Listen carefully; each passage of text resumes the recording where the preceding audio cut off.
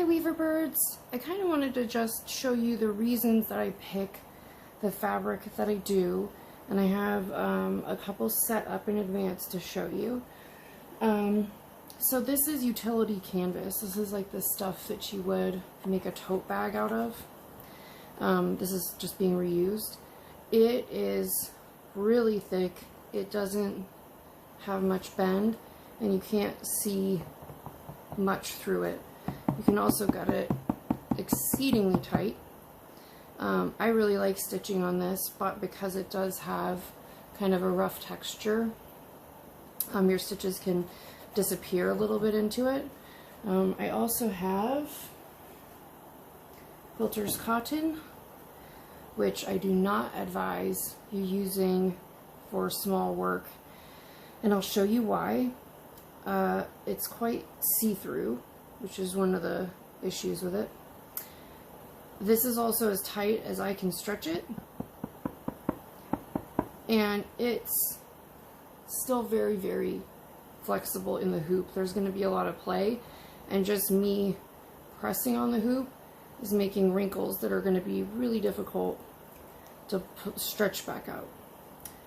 I also have what's called super muslin, which is a really stiff muslin that you would use to rough out a big gown or dress or whatever you're making that needs to have more substance, like a really heavy fabric would have. If you're going to make something as a final product in heavy fabric, you might use super muslin to mock up the weight of what those swags or drapery is going to look like. This also very, very not stretchy, but it is quite see-through. So you know you have a lot of space between the weft and the weave. You can get it extremely tight though, and working on it doesn't leave too much of an impression in the fabric. So I'm also going to do some stitching here to show you what each one looks like, and I will also review what I'll be using for the stitch along, which is a different kind of muslin, the 400 count muslin, over top of utility canvas as a stabilizer, so that no amount of pulling and no matter how many tight, tiny stitches that you put in, it will not tug and go anywhere. So I will start that part next. This is the Quilter's cotton with nothing on the back. You could already see that just me pulling it tight has made the weft wiggle. So it's something you're going to be fighting if you use a fabric like this and you don't back it. If you are confused as to why I'm using red, it's because you'll be able to see my stitches significantly better than if I was using black. Because with black you can cheat, as I always say, it hides all sins, and you will be sinning a lot when you make really, really tiny lettering.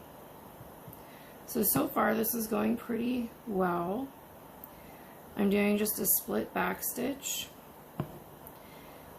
When you hit corners, like we're about to, if you're using a color on your fabric, it matters how much distance is in between your stitches and how clean they are, because your mistakes are very obvious when you work in color. If you work in black, you can cram as many stitches as you would like in any amount of space that you would prefer, because no one can tell. Now, this stitch you can see, I hope.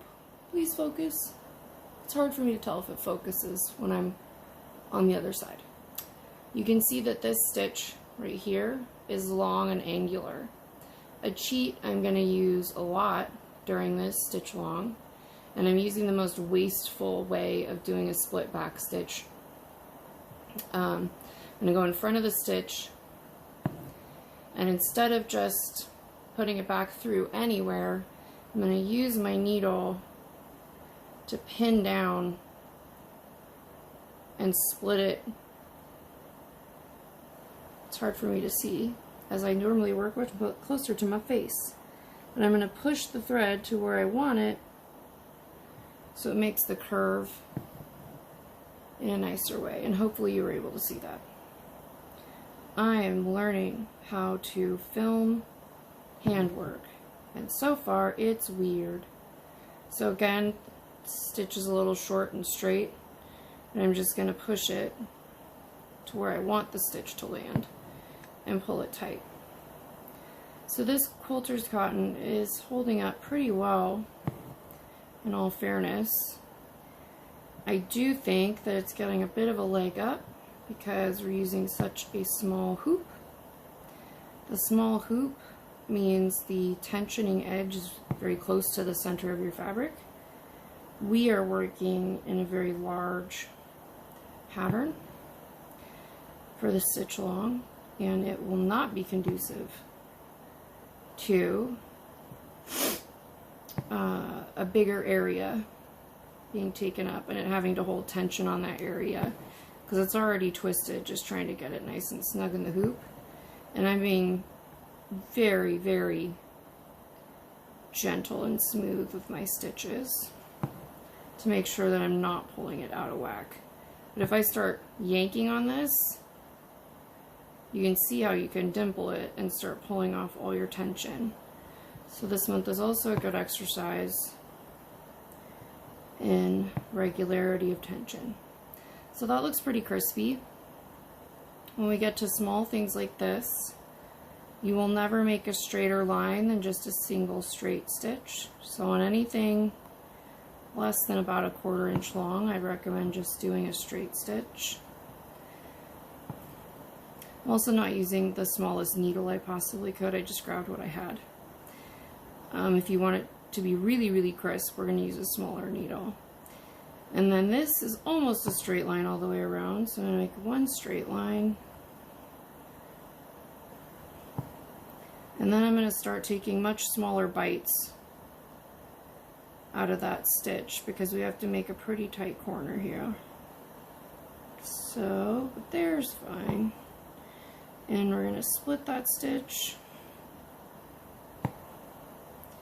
And then we're going to take really, really tiny, and I say tiny, I mean like 1 and 2 millimeter stitches. Get yourself a magnifying glass, maybe. I typically work a little closer to my face, so this is a bit of a challenge. And then again, this one's a little straight, so I'm going to put the next stitch pretty darn close.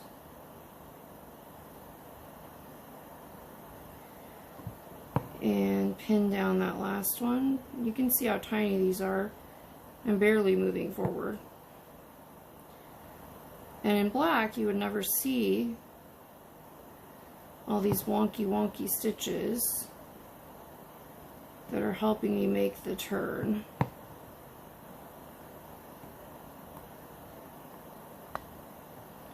Yeah. So I do think this is getting a leg up, and I do think it will be very tedious to do your project on because this hoop is little. The hoop you're going to be working is 10 inches, and this is never going to hold tension like that. But you can get it nice and crispy on small things like this, doing my slightly cheatery version of a backstitch. So that's the quilter's cotton, and I will be back with the others. Okay, so this is the super muslin. I tried to zoom in a little after the last one. You could see that it is much more see-through, but it's very, very tight, and it's very, very strong. Like I said, it's for making drapey things. So I will show you what this one looks like. This is a great, in my opinion, in my humble opinion, this is a great one for backing anything at all. It just is really grippy. It has enough thickness that it really helps the hoop grip it. So I'm continuing here the same technique as before, which is that kind of cheaty split back stitch. And here we are coming up to a nice small corner, so I want to probably make that into three bites, as I call it. Take tiny, short, sharp bites. I will send you $10 if you can tell me the book that is a reference from. It's very specific. Here we go. So just lots of little bites. And again, this fabric really doesn't distort too much, but if you back it in any color, that color can kind of shine through the fabric. Could use that to your benefit if that was your goal. And that one went a little weird, but I can cheat. You can see that it went a little off center perhaps. Hopefully that's in some sort of focus for you. And I'm going to literally scooch the stitch over with my needle and tack it down and bring it back in line. So it's like you never made a mistake. And it should be pretty obvious when we make a mistake in red. So in any tight curve, this is just my fault because I stitch in a different body position. Just take lots and lots of small bites, because again, we'll probably be working in black unless you decide to go crazy and do colors, and you're welcome to do that as always. But I do recommend taking little tiny bites like this, and it should help you keep it pretty crispy. I do think that this one would probably hold enough tension on its own to be used in a big hoop. It's probably a little risky towards the center, and only because the fabric is thin. You would do well putting 2 layers of this. And when I say these things about fabric, I'm not trying to be a fabric elitist or say that you shouldn't sew with things other than store-bought fabric. You can sew on anything you darn well please, and best of luck to you. This is my personal advice for people who are learning and are trying not to make their hands learn not only a new skill but also how to handle kind of subpar tools. And also the barrier to entry for slightly improved fabric in your sewing experience is truly not insurmountable.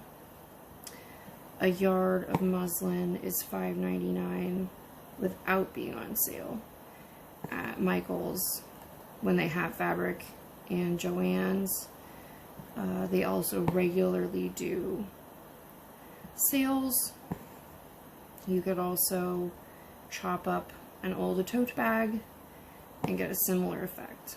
But I do think that when you're working in bigger hoops, it's important to either use 2 layers or use something as heavyweight as the utility canvas. And I will show you that. Let me let my needle spin out. Hopefully this is focusing. Ooh, there we go. And so when I do something really tiny like this, where it's fully a circle, if you use any large stitch, you're really going to just make a lot of straight lines, which is not what you want. So I'm making, that's maybe a 1/16 of an inch. It's debatable. We're gonna go into these tiny,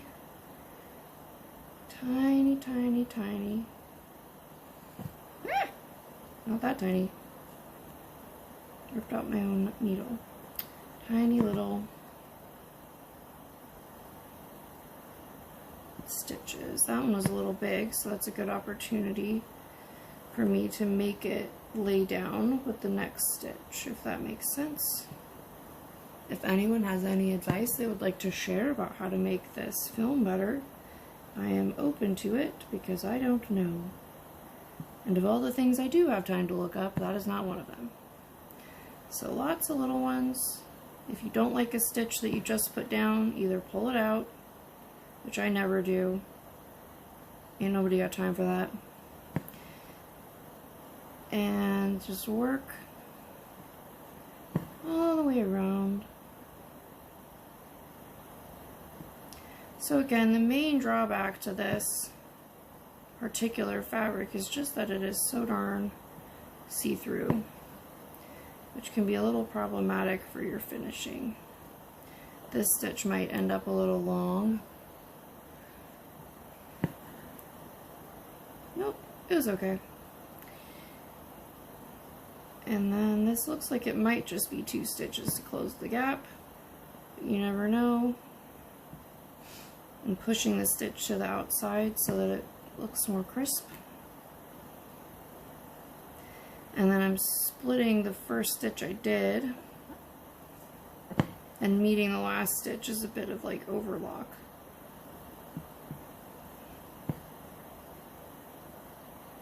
Oop, and see that one ended up a little straight. So I might come back up where I literally just came up. And then I'm going to scoot that last stitch I did over because I don't like how straight it went. And literally pin it down. I hope you can see. Yeah, and that opened up the O a little bit. So you got a little bubble, a little bulge there on the edge of the circle, but generally pretty tidy. So again, only drawback to this one I think is just that it's aggressively see-through. I hope that this is helping. So this is utility canvas. It sheds a bunch. You will love ripping all that off. Most importantly, it is drum tight. It's nearly impossible to like dimple or distort this fabric. Downsides can be a little expensive, and amusingly enough, when you get to weaves that are ultra tight like this is quite nearly watertight. If you scotch guarded this, it would hold water for quite some time. You will have to switch to a smaller needle because your fingers will be exhausted from popping it through this extremely dense fabric. So you've been hearing the popping of my needle going through the other ones because I just didn't want to pull out a fresh number 9 needle until I had to.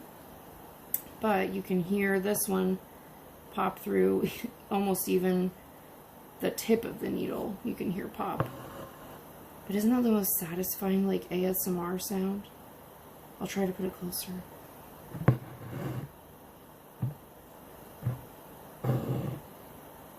Love that sound. So if you like the punk sound of your needle going through like I do, you can just tire out your fingers, like me insisting upon using an extremely loud clicky keyboard. It's unnecessary. I just like it. It's a sensory delight. Could you not? Thank you. So, I personally love how stuff looks on this canvas, but because it's so thick, it also doesn't necessarily like to lay as flat, and it's much, much harder to split your stitches if you make them really tiny, because you're forcing your needle through considerably thicker fabric and considerably more threads. So of course it's going to be a bit harder. Now that stitch is a little bit off the line, so I'm not going to make a much bigger stitch. I'm going to creep back and come up right in front of it, and I'm going to use this, oh please be focusing, I can't look, to punch and tack down that last stitch at a better angle. And in black you would never be able to see that. So that is one of the many secrety tips to getting extremely crispy black work like I do. And you can't, you're squeaky. It's very tight for this big old, probably number 11 needle to go through. Maybe 13, it's pretty big. But if you just continue to take little bites, you can get really, really curvy lines. I also think on the highly textured fabric, it doesn't tend, for me, to lay as flat. I think it might be because it kind of has its own tiny bit of texture and pile that is almost invisible to the eye, but is visible when you lay thread down on top of it. I just like that it sounds like you're playing a little instrument. When you tighten your thread, you can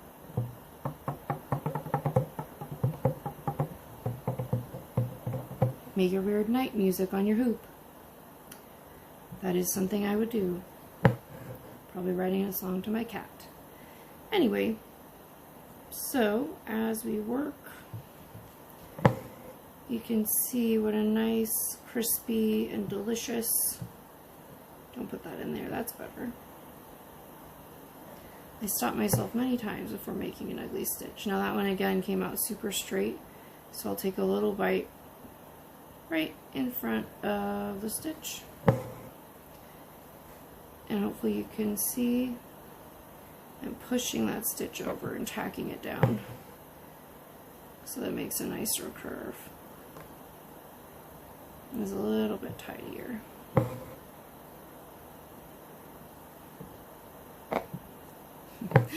It's really hard to shove that needle through as you get really tight in this fabric.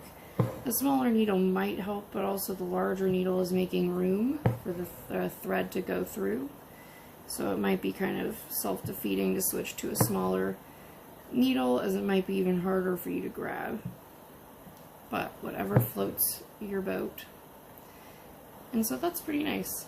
I really like working on the utility canvas in particular because of how stiff it is. But it also works great as a backing. Again, really hard to push your needle through as you get into extra tight spots. See if I can work this up reasonably quickly. For some reason, I feel like it just comes out slightly bumpier than if I work the really nice 400 thread count muslin. I just feel like this somehow looks a little rougher around the edges, and I can only chalk it up to the thickness of the fabric. But the more you do lots of really finite small curves like this, the easier they will get for you. I truly, truly believe that talent is just a lot of time practicing, because I truly believe that all of you can do this just as well as I can, because I'm mostly doing stuff like this and cheating in a stitch to tack down the last one that didn't look so good. So if I can fake it till I make it, so can you.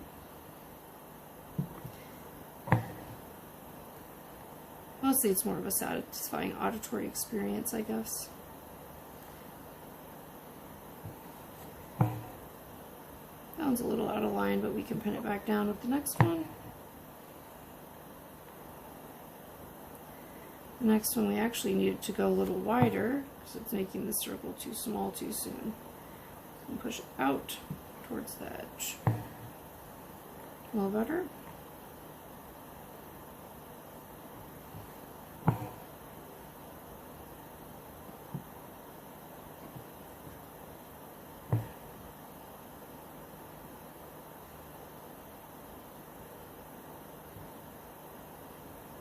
Too far.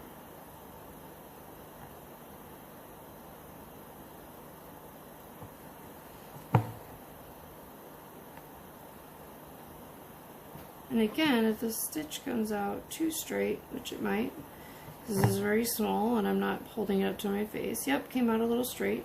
So I'm just going to go right back in where I just came out to make the stitch and pull the stitch over and pin it down right in the middle of the original stitch to crisp up the circle.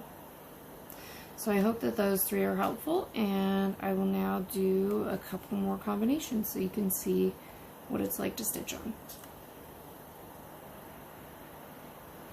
Okay, so this fabric is my favorite fabric to finish with, and if I'm working on something small, it's pretty okay to use as a single layer. This is like the 400 count muslin. You can see that you can get quite a bit of stretch out of it, so it's a little risky on a big project like we're doing to not back this in something, but I wanted to show you what it looked like. It's less see-through than the super muslin, which is much more see-through, but I personally think that the finish on this fabric is the nicest. You can see though there's quite a bit of play, a lot like the quilting cotton. There's a considerable amount of movement, whereas the utility canvas, much tighter, and even the super muslin, it's a little tighter. It's definitely a stiffer fabric. So we're going to take this guy and I'm going to try and work something that has multiple curves for you. Hopefully that's better zoomed in. I'm learning. So again, now this is a bigger one, so I can take slightly bigger bites because the curve isn't so dramatic when it's really tight. 3, the like double curve of that. I try to generally visually strike the line where I want it rather than necessarily following whatever I've drawn, because my drawing sometimes does not translate to what I'm intending when I stitch. Oh good, Magnus is here. What thoughts do you have about embroidery today? Thank God, nothing. Okay, so that one laid down a little flat, and like we've been doing, I'm just going to jump very close to in front of that stitch. And I'm going to shove the stitch over to where I would like for it to land. Worst comes to worst, you pull it out. Yeah, that's better. So this is kind of what we are going to be doing all month. And if you work in black, you can freely make mistakes and make all sorts of weird stitch lengths and tiny stitches and do it however you like, because it will disappear with the black. If you want to work with color, you are going to probably have to work like this in the split stitch. The reason that I don't come up through my stitches, I find that you get a much cleaner line if you pierce going backwards. So even when I do unsplit back stitch and I'm embroidering something that I want the line to be really, really crisp on, I still will go and do a really wasteful back stitch like this, because I just personally believe that it is significantly sharper. So we're coming to a little intersection here, and that's fine. I'm just going to try and mimic the length of stitch, because if I started all the way out here, it's going to look bizarre because it's not going to have the same texture. It's going to have the texture of a straight stitch if I put one next to it. That would be an equal length. That texture is totally different. This right here is totally different from this like multiply pierced texture. So that will be a weird giveaway if you're using color, that you kind of have to make micro stitches the whole time if you're using color, so that it looks really crisp. And now I'm going to cheat that into a smaller stitch so it looks like I made smaller stitches. I'm going to go just in front of it, like literally 2 or 3 thread widths, and I'm going to pull that stitch down and cut it in half basically, so it looks like I've made 2 shorter stitches of equal length rather than one big long stitch and a short stitch next to it to make up for the length. So you can even kind of mask your stitch length if you didn't do a outrageously accurate job. Yeah, that's a little better. And as long as you are pulling gently, this one probably also would be okay for the stitch along. I personally layered this on top of canvas, the utility fabric canvas. I wish I had layered it just over top of super muslin, because I actually think I'm going to have a hard time getting through the 2 layers because the stitches are so small. But the reason I specifically did that over the super muslin is because we do have a lot of long straight stitches in the form of the hexagons on the structures of the molecules. So I didn't want anything that was likely to pucker with me pulling it in 6 directions. This should look a little curvier, so I'm going to do a little cheaty stitch here again. My hands are getting sweaty, I'm sorry, so I'm less accurate. It's very hot in California. Okay, so I'm going to try and round out this one a little bit because I came over too far. So I'm pushing that stitch over and I'm pinning it down in place and like tacking it. And it very much can make up for a lot of general inaccuracy if you use your following stitch to tack it down. And if I was doing a regular split stitch rather than a wasteful split back stitch, I wouldn't be able to tack it down and pierce the previous stitch to make it lay down. This one also, the angle is a little too sharp on. So I go right in front of it and push it down so that it's more in place. And I actually think that gives a little more natural look as well, because the line is perfectly imperfect, if that makes sense. You don't want to look like a machine did it, but you also want to be machine perfect and machine crisp. But machine accuracy you don't need, because you want it to look like a human made it, I assume. Okay. And look, that stitch is really, really long. Like, that's silly. I should not have put that long of a stitch, but I was being lazy. So I'm going to go right in the hole that I started in, and I'm going to cheat and just pierce right down the center of the stitch that I just made that's too long. Ta-da! Matching texture. So I do like this one. I do think it loosens up. Yeah, there's a lot more play where I've been stitching. And if you leave this resting on something, it will make a dimple in it, like if you leave a sweater on a hanger for too long and it's really hard to stretch back out of it. So that's my TED Talk on why I think you should do a really good dense fabric for this, or a layer. Like, if you don't like the roughness of the utility canvas's look, you can just lay this on top. You could lay the quilter's cotton on top of it and it would stabilize it so that it won't pull so much as we do all of our big stitches.